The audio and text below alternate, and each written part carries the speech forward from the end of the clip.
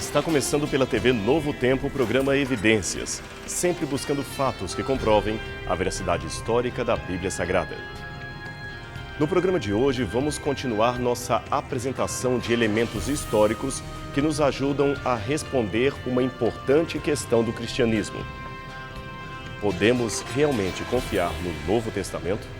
Na semana passada, vimos que o Novo Testamento foi originalmente escrito em grego por ser esta a língua franca do Império Romano. Também mostramos os livros que compõem a coleção neotestamentária e desvendamos a origem do título Novo Testamento para esta porção das Escrituras Sagradas. Finalmente, descortinamos os bastidores do Concílio de Nicéia em 325 d.C., procurando descobrir se era verdade ou não a acusação de que os livros do Novo Testamento foram escolhidos de acordo com a conveniência política da ocasião. Hoje vamos continuar tratando de outro assunto delicado. Todos os teólogos cristãos reconhecem que não temos em nossos dias nenhum original do Novo Testamento, mas apenas cópias dele. E estas cópias não eram poucas vezes divergentes uma em relação à outra. David Hume costumava citar uma frase de Rousseau, segundo o qual um homem gasta a metade de sua vida para escrever um bom livro e a outra metade para corrigi-lo. Se assim é com o original, imagine então com cópias. Aliás, mesmo hoje, com todos os recursos de revisão que possuímos, não é incomum livros saírem com erros da editora. Agora, imagine antes da invenção da imprensa. Imagine numa época em que os livros eram copiados à mão. Eram copiados de maneira muito insalubre, em salas mal iluminadas e com recursos bastante limitados. Muitos copistas dedicavam praticamente a vida toda nesta arte de copiar manuscritos. Não havia outra maneira de se reproduzir um livro na antiguidade.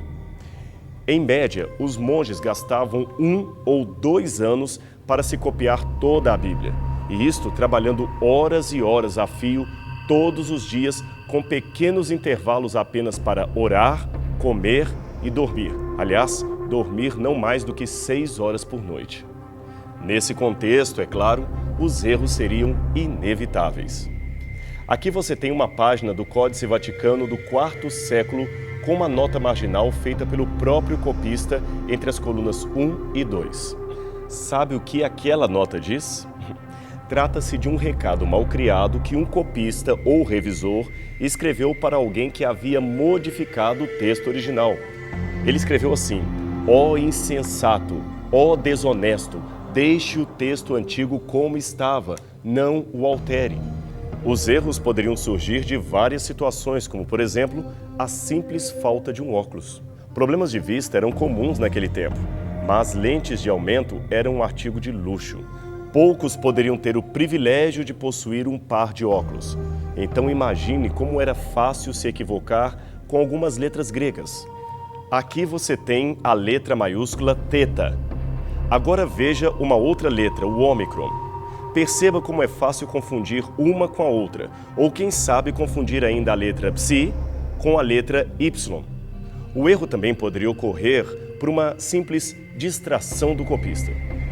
Veja que nesta passagem de 1 João, o Códex Sinaítico mostra o descuido do copista que deixou de fora a palavra homem e a inseriu posteriormente sobre o texto já copiado. Esta outra página mostra ainda outras correções feitas depois que o texto estava já pronto, já copiado.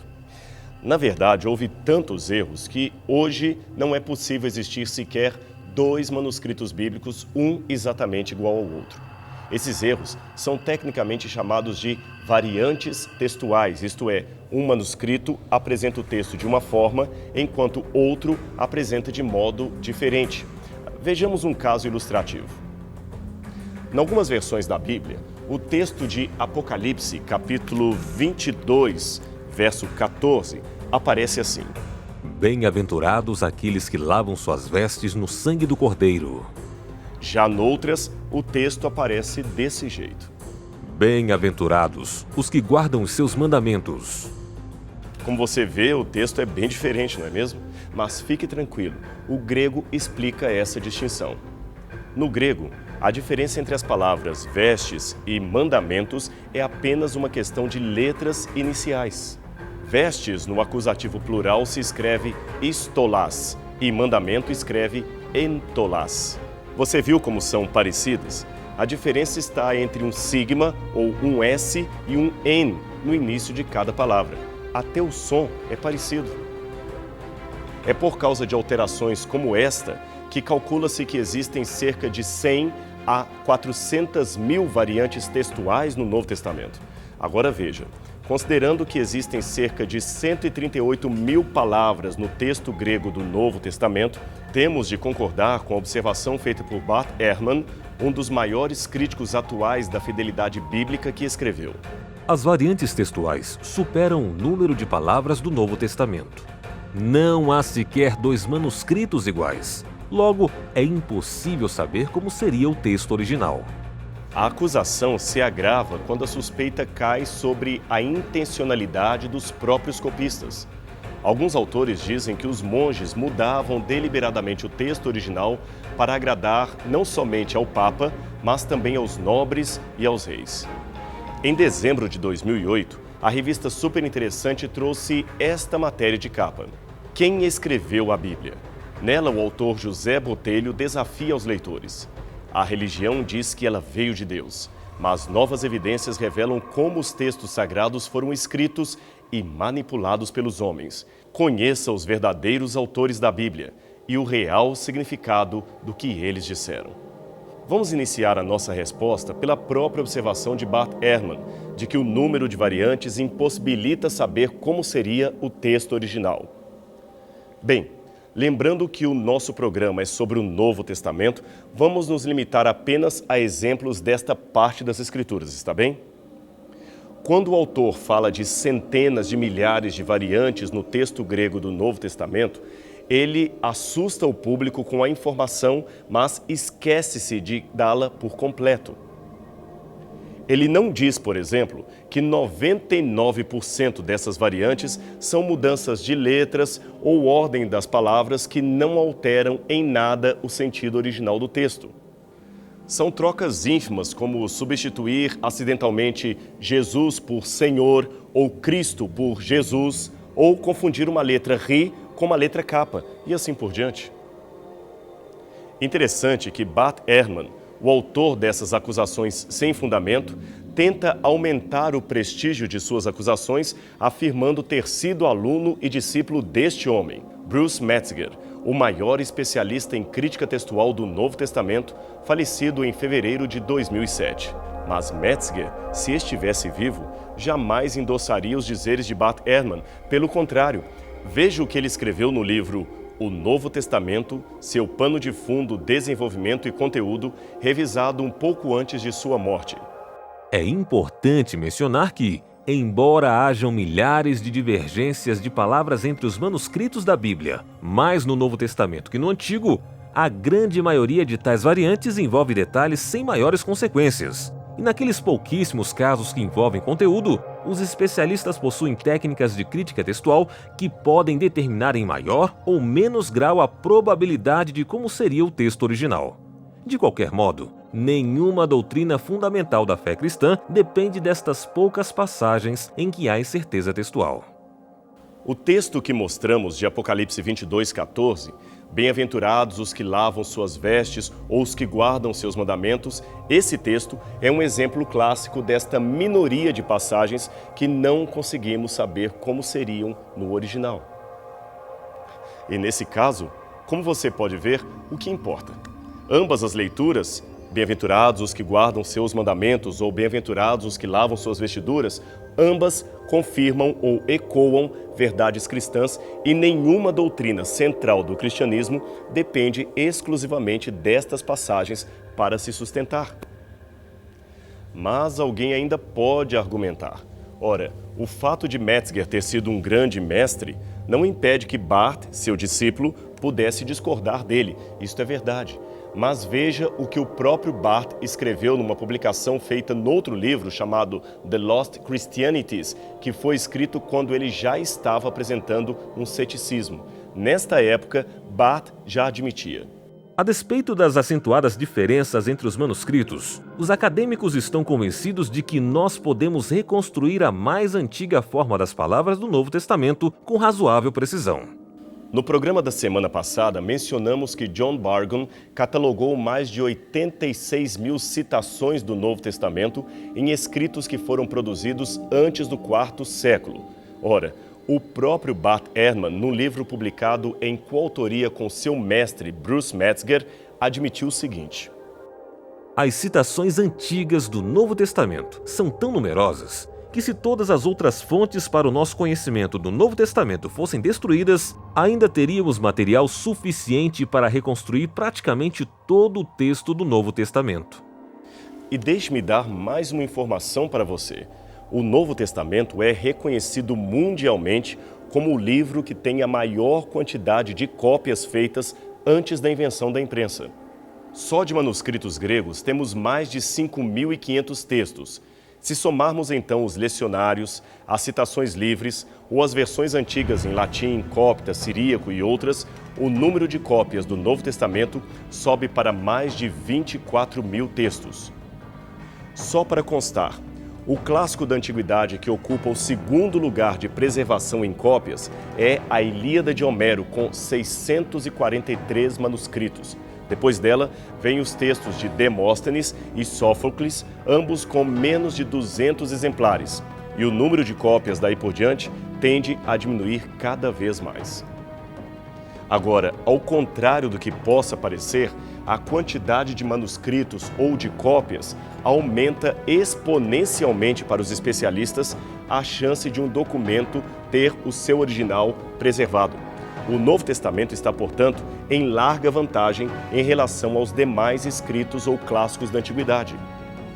F. F. Bruce, um dos mais famosos catedráticos de Novo Testamento da Universidade de Manchester, na Inglaterra, afirmou o seguinte: a evidência textual a favor dos atuais escritos do Novo Testamento é muito maior que a evidência a favor de quaisquer outros escritos de autores clássicos sobre cuja autenticidade não paira a menor sombra de dúvida. E sobre aquele número absurdo de 100 a 400 mil variantes textuais, é importante colocar que, além do que já demonstramos, ou seja, que são alterações em sua maioria insignificantes, troca de letras, sílabas ou sinônimos, é importante também esclarecer que este número exagerado de variantes é proporcional à quantidade de textos que dispomos.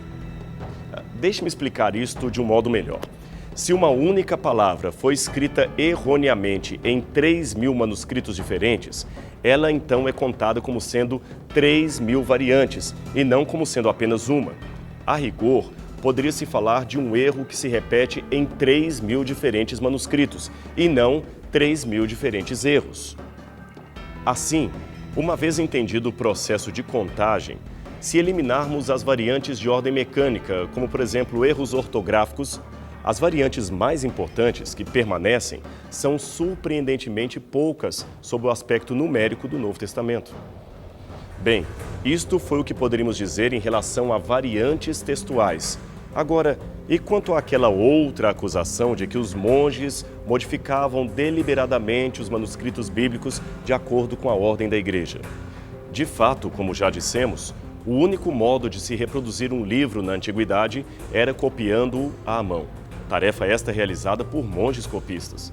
Eles raramente saíam de seu monastério e passavam a vida copiando, catalogando antigos manuscritos. Após a queda do Império Romano, grande parte da literatura da antiguidade grega e romana se perdeu, mas foi graças ao trabalho de monges copistas que livros como a Ilíada de Homero e a Odisseia chegaram até nós. Bem, que eles às vezes mexiam no texto, isso é verdade. Um exemplo está no século XV. Naquela época, um grupo de copistas trocou deliberadamente o termo babilônios do Antigo Testamento pelo termo infiéis. Esta era uma maneira de criticar os muçulmanos que disputavam com os espanhóis o território da Península Ibérica. Numa outra situação, eles acrescentaram à primeira epístola de João, capítulo 5, verso 7, uma pequena nota para equiparar o verso à doutrina da Trindade. Mas a questão fundamental é a seguinte: teriam sido essas mudanças constantes ou foram apenas situações esporádicas e muito pontuais? Noutras palavras, até que ponto eles modificaram o texto bíblico de modo acentuado para satisfazer aos interesses teológicos e políticos da igreja?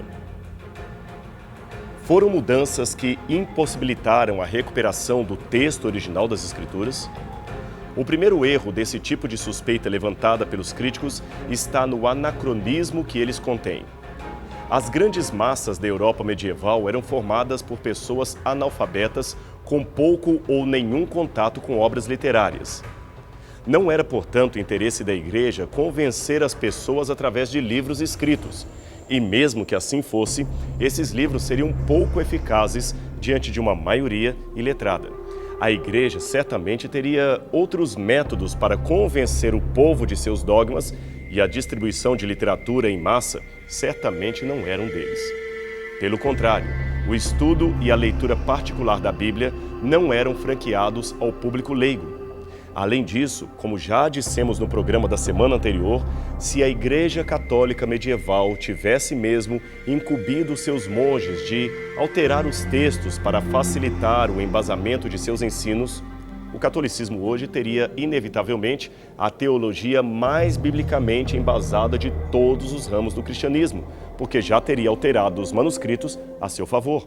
Noutras palavras, o texto do Novo Testamento, se houvesse sido mudado pela Igreja Católica, estaria hoje recheado de passagens favorecendo o culto a Maria, a celebração dos santos, a infalibilidade papal, a eficácia dos 7 sacramentos, a ordenança do celibato sacerdotal, a obrigatoriedade das missas, a ordem de Cristo para se guardar domingos e festas, etc. Mas, estranhamente, nada disso está lá. E deveria estar, se fossem realmente os textos alterados na Idade Média. Um caso ilustrativo podemos ver nesta passagem do Evangelho de Mateus. Ela está no capítulo 23, verso 9, onde lemos: A ninguém na terra chameis de vosso Pai, porque só um é o vosso Pai, o qual está nos céus.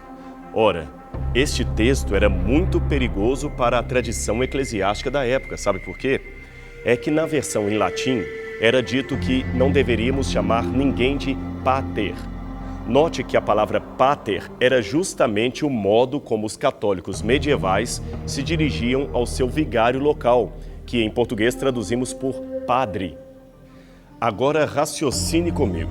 Se os monges daquela época mudavam o texto ao bel prazer da igreja, passagens como esta, que numa leitura rápida pareciam desautorizar um costume oficial da igreja, deveriam ter sido retiradas do Novo Testamento. Mas elas foram estranhamente mantidas, o que demonstra que esta generalizada manipulação textual só existe na mente criadora dos autores críticos, talvez inspirados por teorias da conspiração que não correspondem à realidade dos fatos. E não é somente isto. O Novo Testamento contém até hoje algumas aparentes contradições, lógico, sem importância, mas que certamente teriam sido corrigidas se o texto bíblico fosse realmente manipulado da Idade Média. Por exemplo, se você tomar a sua Bíblia em casa e ler atentamente Mateus capítulo 21, verso 19, verá a história em que Jesus amaldiçoou uma figueira sem frutos que imediatamente ficou seca. Porém, no livro de Marcos, capítulo 11, versos 12 a 20, parece que o secamento só aconteceu no dia seguinte. É uma contradição, não é? Num evangelho, diz que Jesus curou 2 cegos em Jericó. No outro, diz que era apenas um. Ora, por que os monges não corrigiram esse tipo de discrepância que atentava contra a idoneidade do relato? A resposta é simples, porque a alegada manipulação, repetimos, especialmente com intenções teológicas, não ocorreu nos moldes como os críticos apresentam, e o texto pode sim ser recuperado em sua quase totalidade. Eu quero mostrar uma coisa para você. Eu tenho aqui em minhas mãos um fragmento de um papiro encontrado no Egito por volta de 1920. Ele está escrito dos 2 lados, como você pode perceber.